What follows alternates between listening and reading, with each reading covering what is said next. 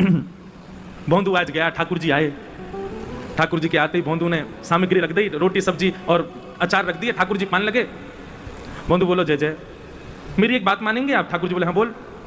बोले हमारे गुरुजी ने आपको बुलाया है, चलो मेरे संग, गुरुजी के पास चलो। ठाकुर जी बोले देख तू हमारा मित्र, तेरे संग रहेंगे, खाएंगे पीएंगे डोलेंगे हंसेंगे खेलेंगे। ये तेरे गुरुजी पुरुजी ने मैं ना जानूं, मैं नहीं जाऊंगा कोई के पास। गुरुजी के पास जावे की जैसे ही मना करी महाराज। भोंदू बोलो आप मेरे गुरुजी के पास नहीं जाओगे? बोले नहीं जाऊंगा, मैं तेरे गुरुजी जानू ना हूं, और तेरो मित्रों में गुरुजी को मित्र थोड़ी, उनके पास नहीं जाऊंगा। भोंदू बोलो अंतिम बार पूछ रहा हूं, चलोगे कि नहीं? ठाकुर जी बोले नहीं मैं तो नहीं जाऊंगा। इतने में भोंदू ने ठाकुर जी के आगे से सब रोटी वोटी सब उठाए लाई। ठाकुर जी बोले क्या कर रहे हो? बोले जे भी गुरु जी के यहाँ की बनी है इनको भी मत पाओ, और सुनो ये आधी रोटी आपके हाथ में ये मुँह दो लो, छीन ली ठाकुर जी से, ये मत खाओ, ये गुरु जी के यहाँ बनी हुई है। हमारे गुरु जी से बैर करोगे तो हम भी आपसे कोई संबंध नहीं रखेंगे।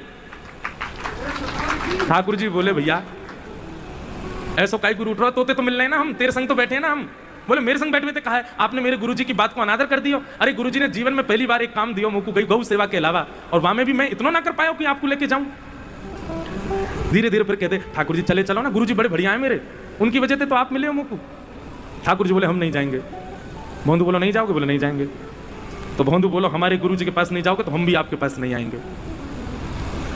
और सुनो कल ते आप अपनी गैया लेके कहीं और जाइयो, इतकू मत आइयो, क्योंकि अब यहां मैं गैया चरावे आऊंगा, और जहां मेरी गैया आएंगी अगर आपकी गैया आ गई तो मैं अपनी गैया को आपकी गैया से लड़वा दूंगा।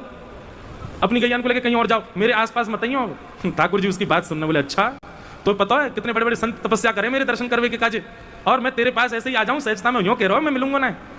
तो बोले मैं संत थोड़ी हूं, मैं तो भोंदू हूं, मुझे कोई तपस्या की जरूरत थोड़ी है, मैं तो अपनी गैया चरावे आऊं, वो तो अपने काम ते काम है, अपनी गुरु जी की कथा सुनूं रात में, अब तुम कहीं और जाइयो गैया चरावे।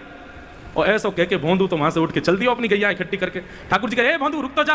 भोंदू बोलो अब तभी रुकूंगा जब ये वचन दोगे कि गुरु जी के पास चलूंगा। भोंदू चल तो जा रहा हो, ठाकुर जी उसकी ओर देख रहे हैं।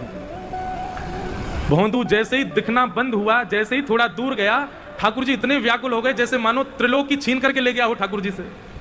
दौड़ करके ठाकुर जी गए और जाकर के भोंदू के कमर के ऊपर ऐसे चढ़ गए पद्दी पर, और पद्दी पर चढ़ के बोले चल इतना हट करे, लेके चल अपने गुरु जी के पास, अभी चलूंगा, तेरे गुरु जी तो मिलके आऊं पहले मैं। भोंदू तो आनंदित है गयो महाराज, ठाकुर जी को ऐसे अपनी पद्दी पर चढ़ाई करके लेके गए।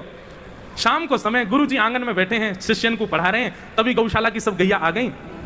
गौशाला की गैया के मध्य जैसे ही गुरु जी की दृष्टि पड़ी तो कहा देखो ग्वारिया भोंदू ऊपर से नीचे तक मट्टी में लदो भयो है, गोबर लग रहा है जगह जगह, और वाकी पीठ पर लद करके श्याम सुंदर मुरली मनोहर नंद नंदन चढ़ करके